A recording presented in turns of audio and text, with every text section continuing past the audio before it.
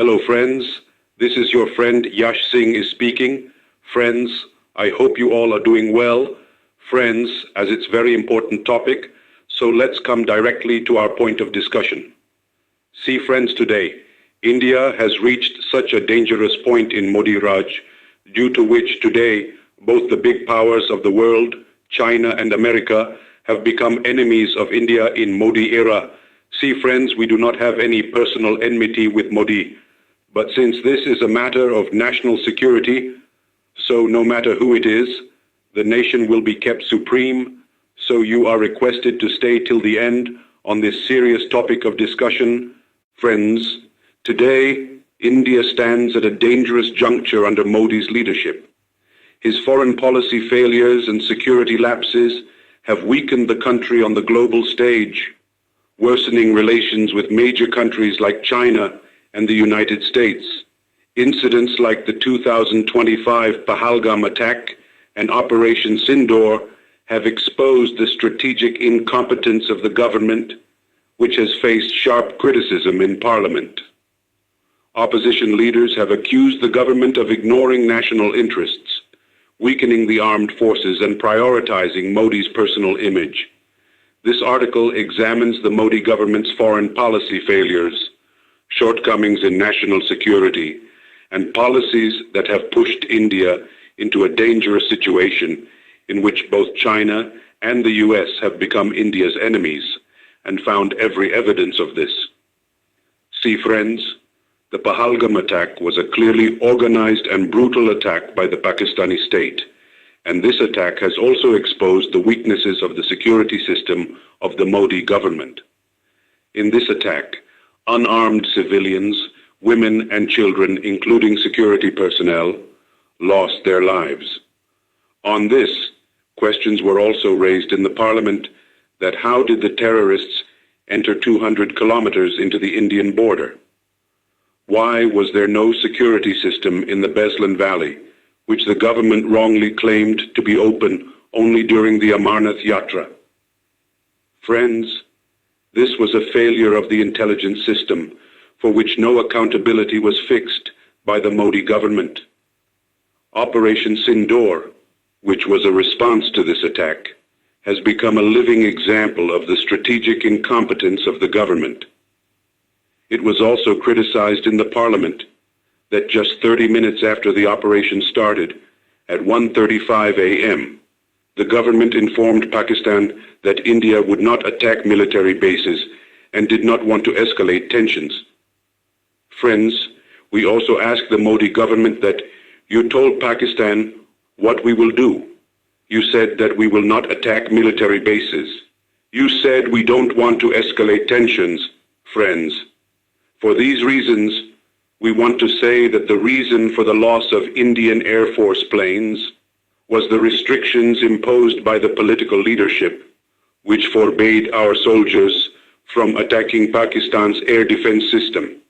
We want to openly say that Modi ji, you tied the hands of our pilots, which led to unnecessary losses and reduced the effectiveness of the Air Force. Friends, listen.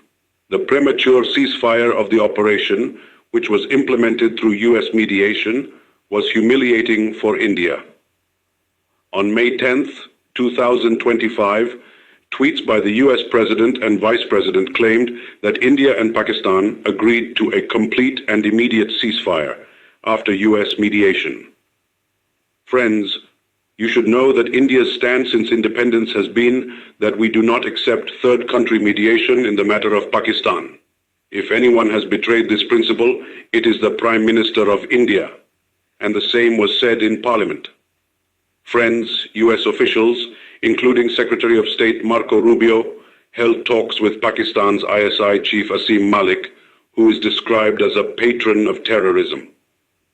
Friends, it is a matter of great shame that while our army was fighting, the Indian government was talking to the ISI, which shows the government's disloyalty to national interests.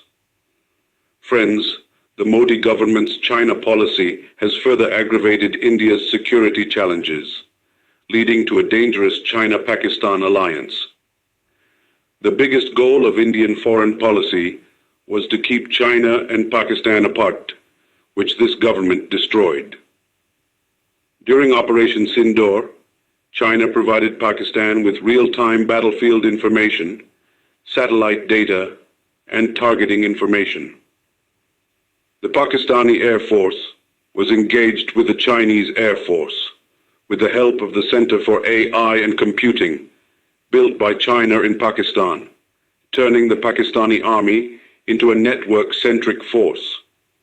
Friends, the 2020 Galwan Valley clash, in which 20 Indian soldiers were killed, is a symbol of the failure of Modi's China policy. Despite hosting President Xi Jinping in Gujarat in 2014 and informal summits in Wuhan 2018 and Mamallapuram 2019, Modi's policy was described by Foreign Policy magazine as overly cautious and passive, which failed to prevent Chinese intrusion on the line of actual control, LAC. The government's refusal to accept Chinese encroachment in Ladakh further encourages Beijing. Friends, from 2020 to 2025, India imported 37 lakh crore rupees from China, increasing economic dependence.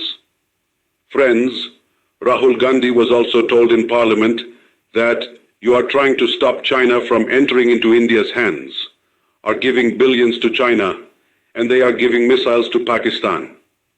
Friends, the inclusion of Pakistani officers in China's Western and Northern Theater commands since 2021 further deepens this military nexus.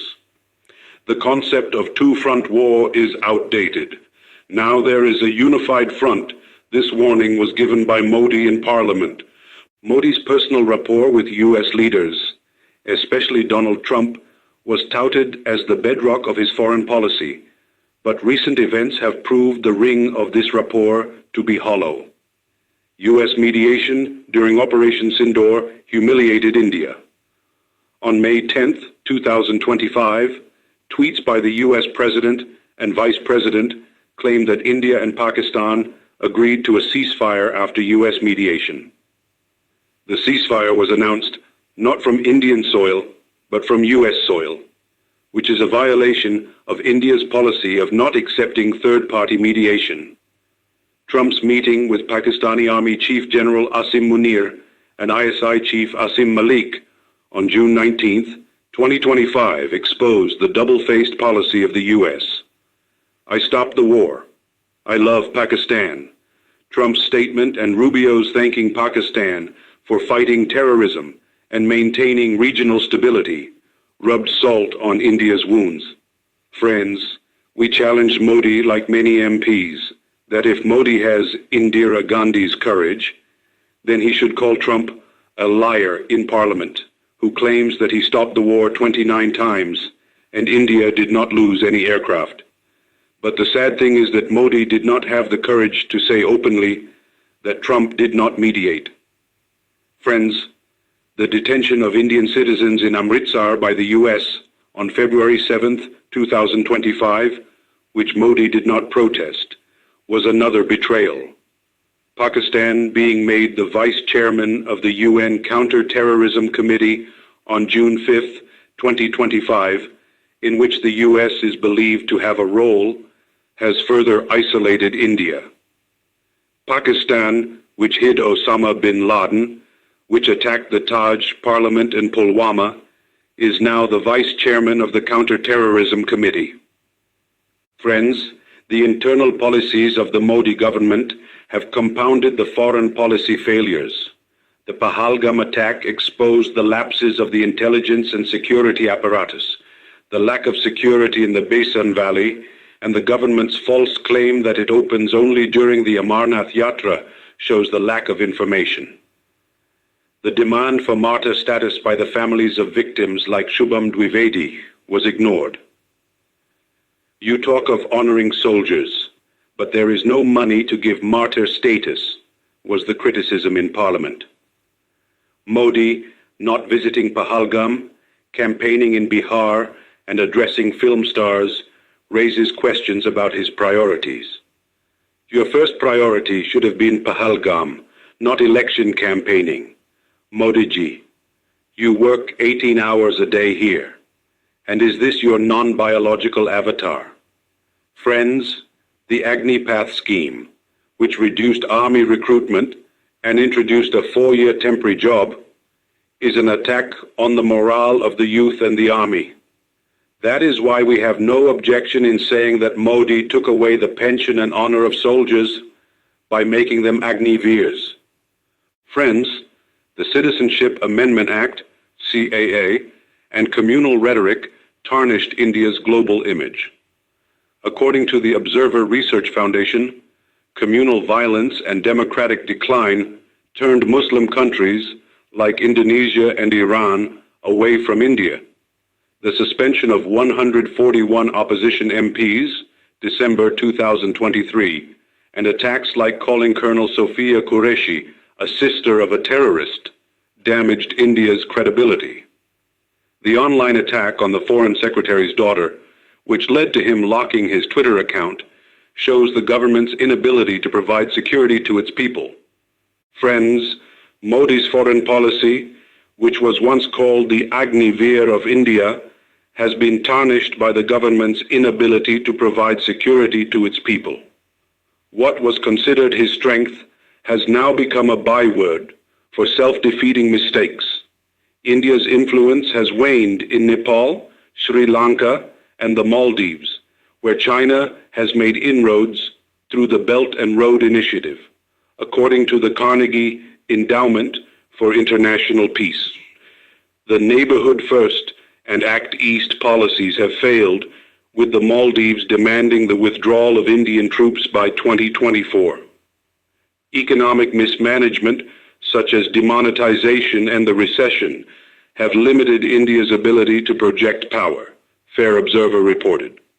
The Pahalgam attack and Operation Sindoor are symbolic of Modi's broader failures. Friends, Operation Sindoor was a cover-up campaign aimed at protecting the Prime Minister's image, not national interest, he said. The US's closeness to Pakistan and China's military support left India isolated, with no major ally condemning Pakistan after Pahalgam. Friends, under Modi's leadership, India has reached a dangerous position where economic dependence with China and military weakness and a breakdown of trust with the US are weakening the country. Parliamentary criticisms highlight the government's lack of strategic will, weakening of the armed forces, and internal divisions. Friends, this PM has put the country on a dangerous crossroads, and we do not need a Prime Minister who does not have the courage to use the army properly. India's future demands a leader who can face global challenges with courage, unity, and strategic clarity. But friends, these qualities are clearly missing in Modi's tenure.